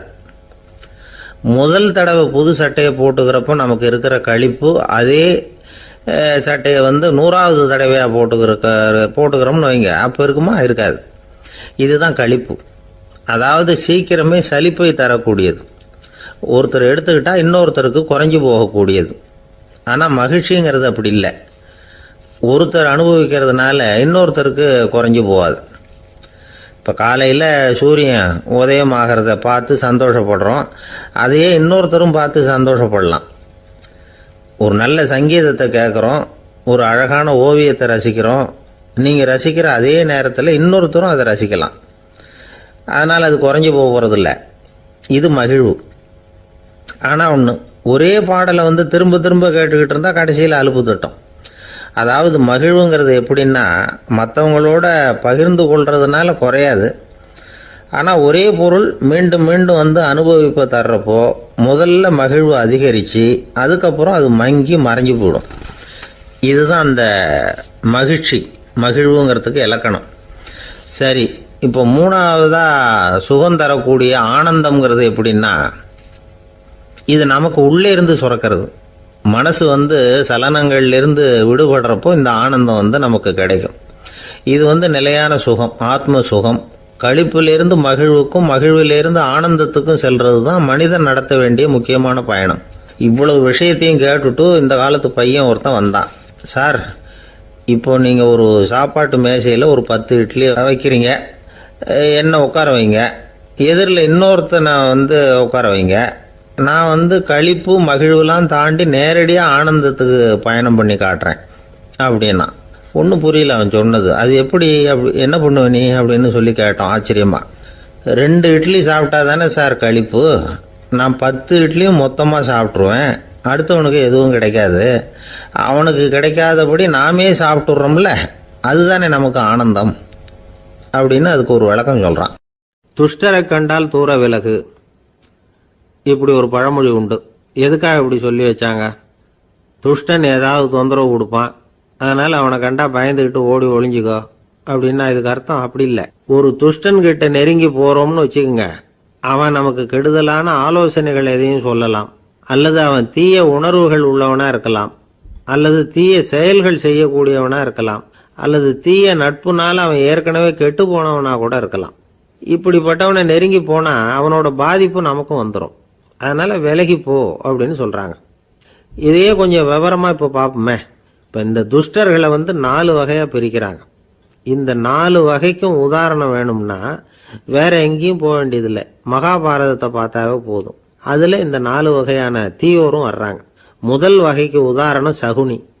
இவன் மனசுல எப்பவும் தீய எண்ணங்கள் தான் நிறைஞ்சிருக்கும். கனவுல கூட தீய ஆலோசனைகள். யாராவது ஒருத்தர் நல்லபடியா வாழ்ந்தா அதை இவனால சகிச்சிக்க முடியாது. இப்படிப்பட்டவனோட நெருங்கிய தொடர்பு துரியோதனனுக்கு கிடைச்சது. துரியோதனன் எப்படின்னா, அவன் ஏற்கனவே தீய காரியங்கள் செய்யறதுக்கு தயங்காதவன். அப்படிப்பட்டவனுக்கு தீய போதனைகள் செய்யறதுக்கு சகுனி உதவுனான். இந்த 2 பேரோட சகவாசம் இன்னொருத்தனுக்கு கிடைச்சது. அவன் யாருன்னா துச்சாதனன். அவன் தீய நடத்தை உள்ளவன். இந்த 3 பேரும் ஒன்னு சேர்ந்தா என்னத்துக்கு ஆகும்? உலகமே கெட்டு போடும்ல. இந்த 3 துஷ்டர்களோட நல்லவன் ஒருத்தன் சேர்ந்தான். அவன் தான் கர்ணன். கர்ணன் இயல்பாவே உத்தம குணம் உள்ளவன். அவன் நல்லவங்களோட சேராம இப்படிப்பட்ட கெட்டவங்க கிட்ட நட்பு வச்சுக்கிட்டான். அதனால அவனும் தீய செயல்களில் ஈடுபடுறது மாதிரி ஆயிடுது. துரியோதனனுடைய நண்பனா அவனுடைய ஆதரவுல வளர்ந்ததுனால அவனுக்கு துணையா இருக்க வேண்டி இருக்குது அப்படின்னா. நட்பு உரிமையினால உதவி புரிய வேண்டியது சரிதான், அது தப்புன்னு சொல்ல முடியாது. இருந்தாலும் தீய செயல்களுக்கு உதவி செய்யறது சரியில்லை. புத்தி பலம் புஜ பலம் எல்லாம் இருந்தா கூட தெய்வ பலம் இல்லைன்னா ஜெயிக்க முடியாது. கர்ணன் மகா வீரன். இருந்தாலும் கடைசியில் அவன் கதி என்னாச்சு? அவங்ககிட்ட எல்லா நல்ல குணங்களும் இருந்தது, இருந்தாலும் ஏன் இப்படி ஆச்சு? தீயவர்களுடைய சேர்க்கை தான் காரணம். அவங்களோட சேர்ந்ததுனால இவனையும் அப்படியே நினைக்க ஆரம்பிச்சுட்டாங்கல்ல. 4 வகை துஷ்டர்கள்ல இவனும் ஒரு வகை. அப்படின்னு சொல்ல ஆரம்பிச்சிட்டாங்க. அதாவது தீய ஆலோசனைக்கு சகுனி, தீய உணர்வுகளுக்கு துரியோதனன், தீய செய்கைக்கு துச்சாதனன், தீய நட்புக்கு கர்ணன், இப்படி உதாரணமாயிட்டான். அதனால தான் துஷ்டரை கண்டால் தூர விலகு அப்படின்னு சொன்னாங்க. அது புராண காலம். இப்பெல்லாம் நிலைமை கொஞ்சம் வேற விதமா இருக்குது. அன்னைக்கு ஒரு நாள் அப்படிதான் ஒரு காட்டு பாதையில் யாரோ ஒருத்தர் அடிபட்டு கிடந்தார். யாரோ ஒரு துஷ்டன் அவனை அடிச்சு போட்டுட்டு போயிட்டான் போல இருக்கு. அந்த வழியா போன ஒருத்தர் பரிதாபப்பட்டு அவனை போய் தூக்கினார், ஆறுதல் சொன்னார். இதை பாருங்க, இந்த வழியா எப்பவும் தனியா வரக்கூடாது. ஏன்னா இங்க ஒரு ரவுடி இருந்துகிட்டு வர்றவங்க போறவங்களெல்லாம் வழிப்பறி பண்ணிட்டு இருக்கிறதா கேள்விப்பட்டிருக்கிறேன் அப்படின்னாராம். இனிமே அப்படி கேள்விப்பட மாட்டீங்க அப்படின்னு நானா அந்த ஆளு. ஏன்னு கேட்டிருக்காரு இவர். அவன் சொல்லியிருக்கான், நான் தான் சார் அந்த ரவுடி, இந்த வழியா போனவங்க கிட்ட தகராறு பண்ணேன், அவங்க தான் என்ன இப்படி அடிச்சு போட்டு என்கிட்ட இருந்த பணத்தையெல்லாம் பிடிங்கிட்டு போட்டாங்க சார், காலம் ரொம்ப கெட்டு போச்சு அப்படின்னு நானா ரொம்ப பரிதாபமா. ஒரு மனுஷனை பார்த்து என்கிட்ட வாலாட்டாதே அப்படின்னு சொன்னா அவன் நம்மகிட்ட ஏதோ வம்புக்கு வர்றான்னு அர்த்தம். ஒரு நாயை பார்த்து யாரும் என்கிட்ட வாலாட்டாதே அப்படின்னு சொல்றது இல்லை. ஏன்னா நாய் வாலாட்டுனா அது நம்மகிட்ட தன்னுடைய நன்றியை தெரிவிக்கிறதாக நினச்சிக்கிட்டு இருக்கிறோம். ஆனால் அது அப்படி இல்லை அப்படின்னு சொல்கிறாங்க அது சம்பந்தமான நிபுணர்கள். ஒரு நாய் தன்னுடைய வாலை இந்த பக்கமும் அந்த பக்கமுமா இப்படியும் அப்படியும் ஆட்டிக்கிட்டு இருந்தா அது பதட்டத்தில் கூட இருக்கலாம். நாய் நட்பாக இருந்தாலும் வாலாட்டும், ஆத்திரத்தில் இருந்தாலும் வாலாட்டும், கோபத்தில் இருந்தாலும் வாலாட்டும், குழப்பத்தில் இருந்தாலும் வாலாட்டும், மகிழ்ச்சியாக இருந்தால் கூட அது வாலாட்டும். அதை நாம் தப்பாக புரிஞ்சுக்கிட்டு அதுகிட்ட போய் மாட்டிக்கக்கூடாது. நாயை பற்றி எனக்கு நல்லா தெரியும் அப்படின்னு சொல்கிறவங்க கூட அதுகிட்ட கடி வாங்கிட்டு நிற்கிறது உண்டு. நிபுணர்கள் என்ன சொல்கிறாங்க தெரியுமா? எப்போவுமே நாய்கள் திடீர்னு கடிச்சு விடுறதில்ல, கடிக்கிறதுக்கு முன்னாடி சில அறிகுறிகளை காட்டும். அதை சரியாக புரிஞ்சுக்கிட்டோம்னா தப்பிச்சுக்கலாம். ஒரு வீட்டுக்கு போகிறீங்க, அங்கே புதுசாக ஒரு நாயை பார்க்குறீங்க, உடனே அதுகிட்ட போய் குனிஞ்சு சிரிச்சுக்கிட்டே அது தலையில் தட்டுறீங்க. இது ரொம்ப தப்பான். ஒரு நாய் இன்னொரு நாயை நேருக்கு நேர் பார்த்து பல்ல காட்டுனா அது தன்னுடைய தன்முனைப்பை காட்டுதுன்னு அர்த்தமா. உன்னை விட நான் பெரியவன் அப்படின்னு சொல்லுதுன்னு அர்த்தம். அதனால் நீங்கள் அது மாதிரி கிட்ட போய் சிரிக்கிறோம் அப்படின்னு நினச்சிக்கிட்டு பல்ல காட்டினா உங்களையும் எதிரியாக நினச்சிரும். இன்னொரு விஷயம் என்னென்னா, தலையில் தட்டுனா நாய்க்கு பிடிக்காது. அது தன்னை அடக்கிறதாகவும் அச்சுறுத்துறதாகவும் நினச்சிக்கிட்டு இருக்கும். சரி, அப்படின்னா புதுசாக ஒரு இடத்துல அல்லது வீட்டில் நாய்க்குட்டியை பார்த்தா என்ன பண்ணுறது? நீங்கள் சும்மா இருங்க, அதுவாக கிட்ட வரட்டும், அதுக்கப்புறம் அதுக்கிட்ட கனிவாக பேசுங்க. கண்ணம், மார்பு, தோல் இங்கெல்லாம் தட்டலாம், தப்பு இல்லையா? தலையில் தான் தட்டப்படாதான். ஒரு நாய் உங்களை நோக்கி ஓடி வருது, நீங்களும் ஓடுனா அது துரத்த ஆரம்பிச்சிடும். அசையாமல் சில மாதிரி நின்றுடுங்க, அது கிட்ட வராது. அதுக்கு ஆர்வம் இல்லாமல் போயிடும். ஒரு தெருவில் சின்ன பிள்ளைங்க நிறைய பேர் விளையாடிக்கிட்டு இருக்கிறாங்க. அப்போ சில நாய்கள் அங்கே ஓடி வருது. எல்லாரும் ஓடினாங்க. அப்படி ஓடுறப்போ ஒரு பையன் கால் தடிக்க கீழே விழுந்துட்டான். என்னாச்சு தெரியுமா? துரத்திக்கிட்டு வந்த நாய்கள்லாம் கீழே விழுந்தவன ஒன்றும் செய்யலை, அவன்கிட்டே போகல. ஓடிக்கிட்டு இருந்தாங்கல்ல பசங்க, அவங்கள துரத்திக்கிட்டு அவங்க பின்னாடி ஓடிச்சான்.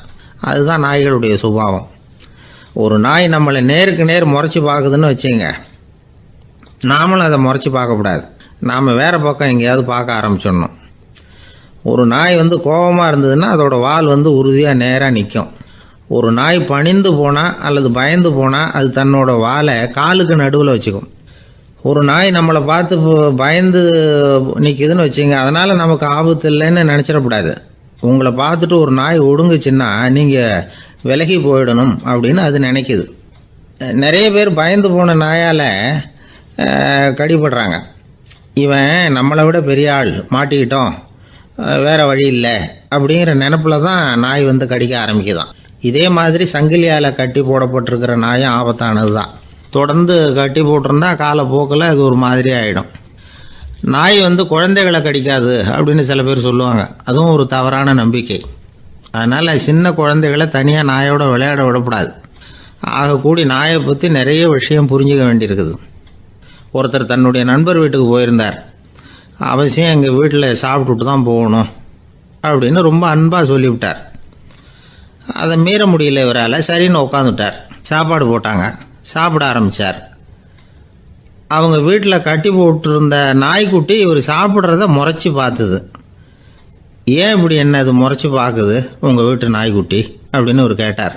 அப்போ அவங்க சொன்னாங்களாம், அதுகிட்ட ஒரு கெட்ட பழக்கங்க, தன்னோட தட்டில் யார் சாப்பிட்டாலும் அது அப்படி தான் முறைச்சி பார்க்கும் அப்படின்னாரா அவர். இன்றைக்கு பல பேர் உயில் எழுதி வைக்கிறாங்கல்ல. இந்த உயில்னா என்ன? அதாவது ஒரு நபர் தனக்கு பின்னாடி தன்னுடைய சொத்துக்கள் யாருக்கு போய் சேரணும்னு நினைக்கிறாரோ அந்த நினைப்பை சட்டப்படி உறுதிப்படுத்துறது தான் உயில். சரி, உயிலை யார் எழுதலாம்? 18 வயசு பூர்த்தியான யாரும் உயில் மூலமாக சொத்துக்களை விநியோகிக்கலாம். கண் பார்வை இல்லாதவங்க, காது கேளாதவங்க, வாய் பேச முடியாதவங்க, இவங்கெல்லாம் கூட உயில் எழுதி வைக்கலாம். புத்தி சுவாதீனம் இல்லாதவங்க கூட சில சமயம் புத்தி தெளிவாக இருந்தால் உயில் எழுதலாமா. குடிபோதையில் இருக்கிறவங்க, தாங்கள் என்ன செய்கிறோங்கிறது தெளிவாக அறிய முடியாதவங்க, நோய் நொடியில் இருக்கிறவங்க, இவங்கெல்லாம் உயில் எழுத முடியாது. ஒருத்தரை நிர்பந்தப்படுத்தி ஏமாற்றி அல்லது சுய நினைவில்லாத ஒருத்தர்கிட்ட எழுதி வாங்கி வைக்கிற உயில் செல்லாது. உயிலை இந்த முறையில் தான், இந்த படிவத்தில் தான் எழுதணும்னு சட்டத்தில் விதி எதுவும் கிடையாது. இதுக்கு முத்திரை கட்டணமும் கிடையாது. உயிலை வெற்று காகிதத்தில் எழுதலாம். அச்சடிக்கணும், டைப் அடிக்கணுங்கிற அவசியம் கூட இல்லை. கையாலேயே கூட எழுதலாம். எழுதி இருக்கிறது புரியணும், அவ்வளவுதான். குறைந்தபட்சம் 2 சாட்சிகளை வச்சுக்கிட்டு உயில் எழுதுகிறவர் அதில் கையெழுத்து போடணும். கையெழுத்து போட தெரியாதுன்னா இடது கை பெருவிரல் ரேகை வைக்கலாம். உயில் சாசனத்துக்கு சாட்சிகள் கையெழுத்து இல்லைன்னாலும் அது செல்லாது. அப்புறம் ப்ரிவிலேஜ்டு வில் அப்படின்னு இருக்கு, அதுக்கு மட்டும் சாட்சிகள் தேவையில்லை. அது என்னென்னா, இந்த விமானப்படை, கப்பல் படை அல்லது யுத்தத்தில் பணிபுரியும் நபர்கள் அவங்கெல்லாம் இருக்கிறாங்க இல்லையா, அப்படிப்பட்டவங்க எழுதுகிற உயில் அது. அதுக்கு சில விசேஷ சலுகைகள் உண்டு. ஒருத்தர் முதல்ல ஒரு உயில் எழுதி வைக்கிறார், அதுக்கப்புறம் மனசு மாறி போகுது, அது வேணாம்னு நினைக்கிறார், ரத்து செஞ்சுடலாம். அதுக்கப்புறம் வேறு உயிலும் எழுதலாம். உயிரோடு இருக்கிற வரைக்கும் எத்தனை தடவை வேணும்னாலும் உயில் எழுதலாம்.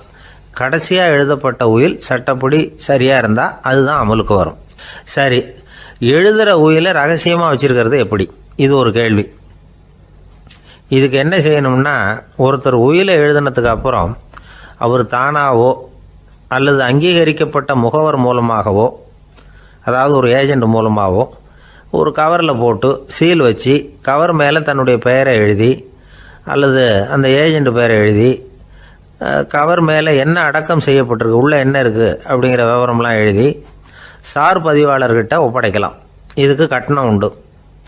அதுக்கப்புறம் எப்போ தேவைப்படுதோ அப்போ ஒரு மனு கொடுத்து அந்த கவரை திரும்ப வாங்கிக்கலாம். இப்போ எழுதுகிற உயிலை இவ்வளவு நாளுக்குள்ளே பதிவு செய்யணுங்கிற கால வரையறை உண்டா அப்படின்னு ஒரு கேள்வி வரலாம் இல்லையா? எப்போ வேணும்னாலும் பதிவு செய்யலாம். நம்மால் ஒருத்தர் ஒரு நாள் ரொம்ப அவசரமாக வந்தார். இந்த உயில் எழுதுறது சம்பந்தமாக பூரா விவரமாக எனக்கு உடனே தெரியணும்னார். நான் உடனே அவரை வக்கீல் ஒருத்தர்கிட்ட அழைச்சிட்டு போனேன். இவர் அவர்கிட்ட எல்லா விவரமும் கேட்டு தெரிஞ்சுக்கிட்டார். ரொம்ப தேங்க்ஸ்ன்னு சொல்லிவிட்டு 2 பேரும் வெளியில் வந்தோம். அதுக்கப்புறம் இவர்கிட்ட கேட்டேன், ஆமாம் இவ்வளவு விவரமாக கேட்குறீங்களே, உங்களுக்கு எத்தனை பிள்ளைங்க சார் அப்படின்னு கேட்டேன். 6 பேர் சார் அப்படின்னார். சரி, இருக்கிற சொத்து எவ்வளவுன்னு கேட்டேன். அதை இனிமே தான் சம்பாதிக்க போகிறேன் அப்படின்னார். ஒரு ஊரில் ஒரு மன்னர் இருந்தார். அழகான அரண்மனையில் அவர் இருந்தார். அந்த அரண்மனையை விட அழகாக ஒரு மாளிகையை அந்த ஊர்லேயே வேற ஒருத்தன் கட்டியிருந்தான். அப்படி கட்டி முடித்ததில் அவனுக்கு ரொம்ப பெருமை. எத்தனையோ செல்வந்தர்கள்லாம் வந்து பார்த்துட்டு, இந்த மாளிகையை விலைக்கு கொடுத்துட்றியா, எவ்வளவு விலை சொன்னாலும் சரி நாங்கள் வாங்கிக்கிறதுக்கு தயாராக இருக்கோம் அப்படின்னு சொல்லி கேட்டு பார்த்துட்டாங்க. நான் இதை விற்கிறதுக்கு தயாராக இல்லை அப்படின்னு சொல்லிவிட்டான். அவ்வளவு சிறப்பாக கலை அம்சத்தோடு அதை கட்டி முடிச்சிருக்கிறான். அதுவே ஒரு பெரிய அரண்மனை மாதிரி இருந்ததுன்னா பார்த்துங்களேன். சுற்றிலும் அழகான பூந்தோட்டம். ஒரு நாள் அவன் எங்கேயோ வெளியூர் போயிட்டு திரும்பி வந்துக்கிட்டு இருக்கிறான். அப்போது அந்த மாளிகை தீப்பெட்டி எரிஞ்சிக்கிட்டு இருக்கு. பதறி போட்டான். விலைக்கு கேட்டவங்க யாராவது இதை செஞ்சுருக்கணும், இல்லைன்னா மன்னரே செய்த சதியோ என்னவோ, இப்படிலாம் அவனுக்கு சந்தேகம். ஒரு மூலையில் உட்காந்து அழ ஆரம்பிச்சிட்டான். அந்த சமயத்தில் அவனுடைய மகன் அங்கே ஓடி வந்தான்.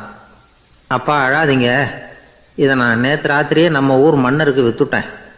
இதை கட்டி முடிக்க நமக்கு எவ்வளவு செலவாச்சோ அதை போல் 3 மடங்கு விலைக்கு விற்றுட்டேன். கவலைப்படாதீங்க, இதை விட அழகான மாளிகையை நாம் புதுசாக கட்டிக்கலாம்னா. இதை கேட்டதும் அழுதுகிட்டு இருந்தவன் அழுகையை நிறுத்தினான். சிரிக்க ஆரம்பிச்சிட்டான். இதே இடத்த நான் மன்னர்கிட்ட இருந்து விலைக்கு வாங்குவேன், இதை விட அழகான மாளிகையை கட்டுவேன் அப்படின்னு சுற்றி நின்று எல்லார்கிட்டையும் சொல்லிக்கிட்டு இருந்தான். இந்த சமயத்தில் அவனோட இளைய மகன் ஓடி வந்தான். அப்பா, அண்ணன் சொன்னதெல்லாம் சரிதான், மன்னர்கிட்ட விலை பேசினதெல்லாம் உண்மைதான், ஆனால் விற்றது பேச்சு அளவில் தான். இனிமே தான் பத்திரம் வாங்கணும், எழுதணும், நீங்கள் கையெழுத்து போடணும், பதிவு பண்ணணும், மன்னர்கிட்ட பணம் வாங்கணும். அதுக்காகத்தான் உங்களை எதிர்பார்த்துக்கிட்டு இருந்தோம். அதுக்குள்ளே இப்படி ஆயிட்டுதுன்னா. இப்போ சிரிச்சுக்கிட்டு இருந்தாவன் சிரிப்பை நிறுத்தினான். மறுபடியும் குழந்தை மாதிரி அழ ஆரம்பிச்சுட்டான். இது ஒரு சம்பவம். இதிலிருந்து என்ன தெரியுது? அந்த அழகான மாளிகை தன்னுடையது அப்படின்னு நினைக்கும் பொழுது அவனுக்கு அழுகை வந்தது. அது தன்னுடையது இல்லை அப்படின்னு நினைக்கிற போது சிரிப்பு வந்தது. மறுபடியும் அது தன்னுடையது தான் அப்படிங்கிற உணர்வு வரும்பொழுது அழுகை. எது எதிலிருந்து நீ நீங்கி இருக்கிறாயோ அது அதிலிருந்து உனக்கு துன்பம் இல்லை அப்படிங்கிறார் திருவள்ளுவர். இந்த உடம்பு என்னுடையதில்லை அப்படிங்கிற உணர்வு வந்துட்டா அது ஒரு பெரிய நிலை. அந்த நிலை வரணும். எல்லாத்தையும் பயன்படுத்திக்கலாம், ஆனால் பற்றில் விழுந்துடக்கூடாது. உலகத்தில் இருங்கள், ஆனால் உலகத்தவராக இருக்காதீர்கள். உலகிற்குள் இருங்கள், உலகம் உங்களுக்குள் வந்துவிட அனுமதிக்காதீர்கள். விலகி இருங்கள், விழித்திருங்கள், மௌனமாய் பார்த்திருங்கள் அப்படிங்கிறது சான்றோர் கருத்து. செய்ய வேண்டிய கடமையிலிருந்து விலகி இருக்கிறவர்கள் நம்மகிட்ட நிறைய பேர் உண்டு. அப்படிப்பட்ட ஒருத்தர் டாக்டர்கிட்ட போனார். டாக்டர், நான் ஒரு கவர்மெண்ட் ஆஃபீஸில் வேலை பார்க்குறேன், எனக்கு ஒரே அசதியாக இருக்குது, என்னை சோதிச்சு பாருங்கள், ஆலோசனை சொல்லுங்கள் ஏதாவதுன்னார். டாக்டர் அவரை பரிசோதனை பண்ணி பார்த்துட்டு சொன்னார், இதோ பாரு, உனக்கு இப்போ தேவைப்படுறது முழு ஓய்வு. நீ எவ்வளவு சீக்கிரமாக ஆஃபீஸுக்கு போறியோ அவ்வளவுக்கு உனக்கு நல்லது அப்படின்னாராம். ஒரு ஊரில் ஒரு ஆள் இருந்தான். கற்பனையிலேயே காலத்தை கடத்திக்கிட்டு இருந்தான். ஒரு நாள் ஒரு மரத்தடியில் உட்காந்துருந்தான். அவனுக்கு பசிக்கிற மாதிரி தெரிஞ்சுது. உடனே கற்பனையிலேயே சாப்பிட ஆரம்பிச்சிட்டான். அதாவது எதிரில் இலை போட்டு சாப்பாடு போடப்பட்டிருக்கிறதாகவும் அதை இவன் சாப்பிட்றதாகவும் நினச்சிக்கிட்டு கையை மட்டும் வாய்க்கும் தரைக்குமா அப்படியும் இப்படியும் கொண்டுகிட்டு போய் பாவனை பண்ணிகிட்டே இருக்கிறான். தூரத்தில் இருந்து பார்க்குறவங்களுக்கு இவன் ஏதோ பலமான விருந்து சாப்பிட்டுக்கிட்டு இருக்கிறான் அப்படின்னு தான் தோணும். அது மாதிரியே பண்ணிக்கிட்டு இருந்தான். அந்த வழியாக ஒரு சன்னியாசி வந்துக்கிட்டு இருந்தார்.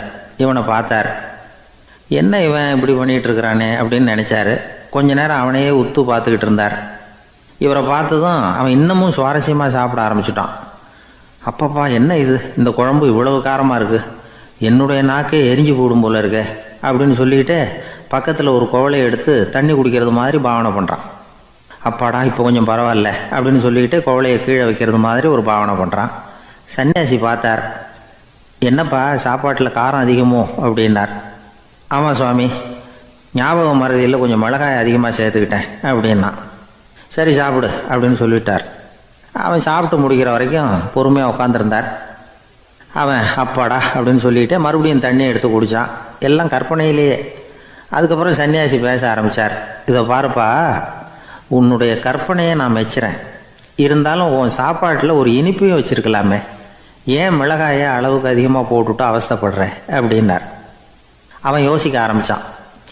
அதுக்கப்புறம் இவர் சொன்னார், இதை பாருப்பா, இனிமேல உன்னுடைய கற்பனையும் உயர்ந்ததாக இருக்கட்டும் அப்படின்னு உபதேசம் பண்ணிவிட்டு போனார். எப்பவும் உயர்வை பற்றியே சிந்திக்கணும். உயர்வு கிடைக்கலன்னா கூட அப்படி சிந்திக்கிறத நிறுத்தப்படாது அப்படிங்கிறார் திருவள்ளுவர். உள்ளுவது எல்லாம் உயர் உள்ளல், மற்ற அது தள்ளினும் தள்ளாமை நேர்த்து. ஊக்கம் இல்லாமல் உலகத்தில் வாழ்ந்து பிரயோஜனம் இல்லை. அதனால் உயர்வாகவே சிந்திக்கணும். அது நம்மளை ஊக்கப்படுத்தும். இது பெரியோர் வாக்கு. இந்த உலகத்தில் கற்பனையிலேயே வாழ்கிற சில கஞ்சர்களும் உண்டு. அதாவது 2 கஞ்சர்கள், 2 பேரும் பக்கத்து ஊரில் இருந்தாங்க. பொங்கல் சமயம் ஒரு கஞ்சன் தன்னுடைய மகனை கூப்பிட்டான். இதை பாருப்பா, பக்கத்து ஊரில் என்னுடைய நண்பன் ஒருத்தன் இருக்கிறான், அவனுக்கு பொங்கல் பரிசு ஏதாவது கொடுக்கணும், நான் ஒரு 4 ஆட்டுக்குட்டியை தரேன், நீ கொண்டுகிட்டு போய் கொடுத்துட்டு வந்துவிடுறியா அப்படின்னு கேட்டான். சரி, நான் புள்ள ஒரு பைய கையில் எடுத்துக்கோன்னா. அவன் எடுத்துக்கிட்டான். இந்த ஆட்டுக்குட்டி பிடிச்சிக்கோ அப்படின்னு சொல்லி ஒவ்வொன்றா போடுறேன் பார் அப்படின்னு சொல்லிட்டு 1 2 3 4 அப்படின்னு எண்ணிக்கிட்டே வெறும் சைகையாலேயே ஆட்டுக்குட்டியை பிடிச்சி போடுறது மாதிரி பாவனை பண்ணிகிட்டு இருக்கிறான். அவன் பிள்ளையும் அதை ரொம்ப அக்கறையாக வாங்கிக்கிறது மாதிரி வாங்கிக்கிட்டு அந்த பையை தூக்கிக்கிட்டு அடுத்த ஊருக்கு போகிறான். இவன் அங்கே போய் சேர்ந்த நேரத்தில் அந்த கஞ்சன் ஊரில் இல்லை, எங்கேயோ வெளியில் போயிருக்கிறான். அவனோட புள்ள மட்டும்தான் வீட்டில் இருந்தான். இவன் அவன்கிட்ட, இதை பாரு, எங்கள் அப்பா உங்கள் அப்பாவுக்கு ஆட்டுக்குட்டி கொடுத்து அனுப்பியிருக்கிறாரு, பிடிச்சிக்கோ அப்படின்னு சொல்லி பாவனையிலேயே ஒவ்வொன்றா எடுத்து அவங்ககிட்ட கொடுத்துட்டான். அவனும் வாங்கிட்டான் வாங்கிறது மாதிரி. அப்புறம் சொன்னான், சரிப்பா, நானும் பதிலுக்கு ஏதாவது ஒன்றுகிட்ட கொடுக்கணும் இல்லையா, அதனால் அந்த பைய பிடி, ஒரு 10 எலுமிச்சம்பழம் தரேன், பதிலுக்கு அதை நீ எடுத்துகிட்டு போ அப்படின்னு சொல்லி கையாலேயே ஒவ்வொன்றா எடுத்து போடுறது மாதிரி பாவனை பண்ணிவிட்டான். அவனும் ரொம்ப நன்றி அப்படின்னு சொல்லிவிட்டு அதை வாங்கிட்டு போயிட்டான். கொஞ்ச நேரம் கழித்து வெளியில் போயிருந்த அப்பங்காரன் திரும்பி வந்தான். உள்ளே சொன்னான், அப்பா, உன்னோட நண்பர் அவருடைய மகன் மூலமாக உனக்கு 6 ஆட்டுக்குட்டி கொடுத்து அனுப்பியிருந்தார், நானும் பதிலுக்கு ஒரு 10 எலுமிச்சம்பழம் கொடுத்து அனுப்பியிருக்கிறேன் அப்படின்னா. எப்படிடா கொடுத்தேன்னு கேட்டார் அப்பா. இப்படி தான் கொடுத்தேன்னு சொல்லி சைகையிலேயே காட்டினான். இதை பார்த்து தான் அப்பங்காரனுக்கு பயங்கரமாக கோபம் வந்துட்டுது. பலார்னு அரைஞ்சுட்டான் பையனை. ஏன்ப்பா அரைஞ்ச? 10 எலுமிச்சம்பழம் கொடுத்துட்டேனே அப்படிங்கிறதுக்காகவா அப்படின்னு கேட்டான். அது கூட பரவாயில்ல, நீ காட்டுற சைகையை பார்த்தா ஆரஞ்சு பழம் சைஸுக்கு இருக்குதே, அவ்வளவு பெருசாக ஏன் கொடுத்த? அதுதான் எனக்கு கோபம் அப்படி. ஒரு நண்பர் யாருக்கோ ஃபோன் பண்ணிகிட்டு இருந்தார். அவர் பேசி முடித்ததும் நான் அவரை பார்த்து, இப்போ ஃபோன் பண்ணிங்களே, அந்த ஃபோன் நம்பர் என்ன அப்படின்னு கேட்டேன். அவர் தலையை சொரிஞ்சுக்கிட்டார், ஞாபகம் வரலன்னார். சரி சார், அதை விடுங்க, உங்கள் மனைவி பேர் என்ன அப்படின்னு கேட்டேன். மாலதின்னார். என்ன சார் இது வேடிக்கை, கொஞ்ச நேரத்துக்கு முன்னாடி பேசின ஃபோன் நம்பர் மறந்து போச்சு, எப்போவோ கல்யாணம் பண்ணிக்கிட்ட மனைவி பேர் மறக்கலை, அதை கரெக்டாக சொல்லிவிட்டீங்களே அப்படின்னு கேட்டேன். அவர் என்ன ஒரு மாதிரியாக பார்த்தார். அவர் அப்படி என்னை பார்த்ததில் ஒன்றும் தப்பு இல்லை, ஏன்னா நாம் எல்லாருமே அப்படித்தானே, ஒரு குறிப்பிட்ட காரியத்துக்காக தொலைபேசியில் ஒருத்தட்ட பேசுகிறோம், அதுக்கப்புறம் அந்த எண் நமக்கு அனாவசியம், அதனால் மறந்துடுறோம். இதுக்கு பேர் தான் தற்காலிக ஞாபகம். ஆனால் மனைவி பேரை மறந்துட முடியுமா? முடியாது. அது அவசியமான ஒன்று. அடிக்கடி அந்த பேரை உபயோகப்படுத்துகிறோம், அதனாலேயும் அது முக்கியங்கிறதுனாலேயும் அதை மறக்கறதில்ல.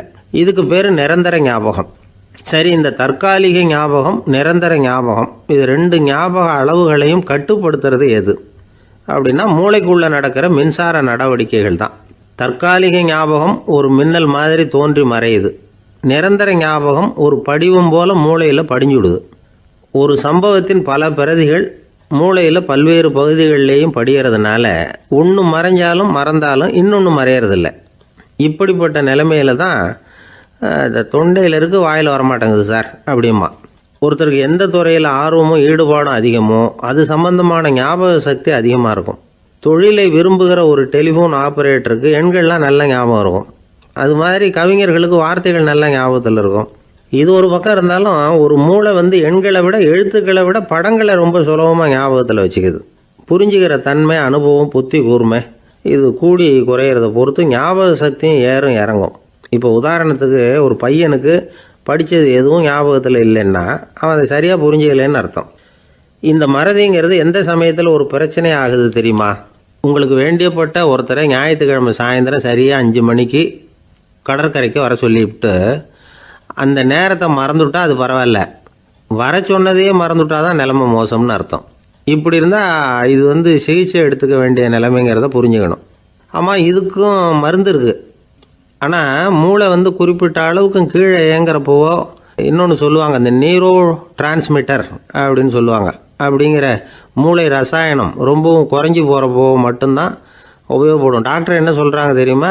மூளையை பொறுத்த வரைக்கும் அதில் ஞாபக சக்தி அதிகமாக உள்ள மூளை, மறதி உள்ள மூளை அப்படின்னு ஒன்றும் கிடையாது அப்படிங்கிறாங்க. நினைவு வச்சுக்கிறதுக்கு பயிற்சி அளிக்கப்பட்ட மூளை, பயிற்சியற்ற மூளை அப்படின்னு வேணும்னா சொல்லலாம் அப்படின்னு சொல்கிறாங்க. அதனால் நம்ம ஞாபக சக்திங்கிறது நம்மக்கிட்ட இருக்கிற பயிற்சி, முயற்சி இதை பொறுத்து தான் அமையும். ஒருத்தர் ஒரு பென்சிலை எங்கேயோ வச்சுக்கிட்டு தேடிக்கிட்டு இருந்தார். அப்புறம் என்னமோ தீவிரமாக யோசனை பண்ணி அதை ஞாபகப்படுத்தி பார்த்துக்கிட்டு இருந்தாராம். எதிரில் உட்காந்துருந்தவர் சொன்னார், பென்சிலை தானே தேடிக்கிட்டு இருக்கீங்க, அது உங்கள் வலது காதில் இருக்குது சார் அப்படின்னாராம் அவர். இதுக்கு அவர் சொல்லியிருக்காரு, பென்சிலை வலது காதில் தான் வச்சுருக்கேங்கிறது எனக்கு நல்லா ஞாபகம் இருக்குது, ஆனால் எது வலது காதுங்கிறது தான் மறந்து போச்சு அப்படின்னாராம். அவர் அதை தான் யோசிச்சுட்டு இருந்திருக்கிறார். எனக்கு ஒரு உதவி செய்யணும் அப்படின்னு நம்மளை பார்த்து ஒருத்தர் கேட்குறாருன்னு வச்சுங்களேன், உடனே நாம் அவரை பார்த்து என்ன உதவின்னு கேட்போம். இதுதான் சராசரி மனிதர்களின் இயல்பு. ஆனால் ஒருத்தர் எனக்கு ஒரு உதவி செய்யணும் அப்படின்னு கேட்ட உடனே என்ன உதவின்னு கூட கேட்காம சரி செய்கிறேன் அப்படின்னு ஒத்துக்கிறது இருக்கு பாருங்கள், அது கொஞ்சம் அபூர்வம். அந்த காலத்தில் ஒருத்தர் இருந்தார். அவர் எப்படி தெரியுமா? உதவி கேட்குறவங்க நல்லவங்களா கெட்டவங்களா அப்படின்னு கூட பார்க்கல, தனக்கு நன்மையா தீமையா அப்படின்னு கூட பார்க்கல, உதவி செய்கிறேன்னு புறப்பட்டு விட்டார். அவர் யார் தெரியுமா? அவர் தான் நல சக்கரவர்த்தி. அவர் மாதிரி நாம் உதவி கேட்குறவங்களுக்கு உடனே உதவி செய்கிறதுக்கு தயாராக இருக்கணும் அப்படின்னு சொன்னார் ஒரு ஆன்மீக பேச்சாளர். நல சரித்திரத்தை அவர் சொல்லிக்கிட்டு இருந்தார். இந்திரன், அக்னி, வருணன், யமன் இவங்க 4 பேரும் நலனை பார்த்து எங்களுக்கு நீ உதவி செய்யணும், எங்களுக்காக நீ தூது போகணும் அப்படின்னு கேட்குறாங்க. யாருக்கிட்ட தூது போகணும், என்ன காரியத்துக்காக போகணும் அப்படின்னு கேட்கணும்ல. நலன் அப்படி கேட்கவே இல்லை. உடனே சரின்னு ஒத்துக்கிறான். அதுக்கப்புறம் அவங்க விவரம் சொல்கிறாங்க, என்ன உதவி, யாருக்கிட்ட தூது போகணும் அப்படிங்கிற விவரத்தை சொல்கிறாங்க.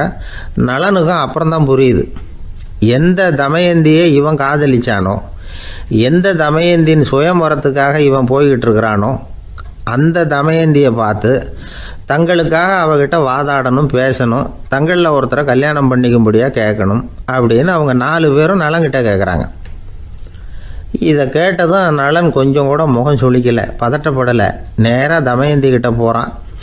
இந்திரன், அக்னி, வருணன், யமன் இவங்களோட சிறப்புகளை எடுத்து சொல்கிறான். இவங்களில் ஒருத்தரை கல்யாணம் பண்ணிக்கலாம் அப்படின்னு சொல்லி கேட்டுக்கிறான். இதுக்கு தமயந்தி சம்மதிக்கலை.